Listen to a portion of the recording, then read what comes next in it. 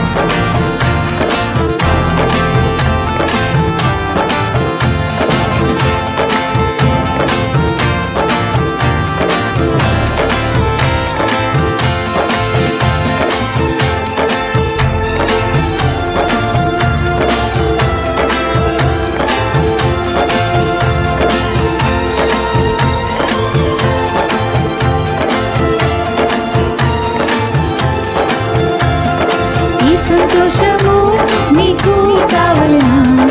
ఈ సంతోషం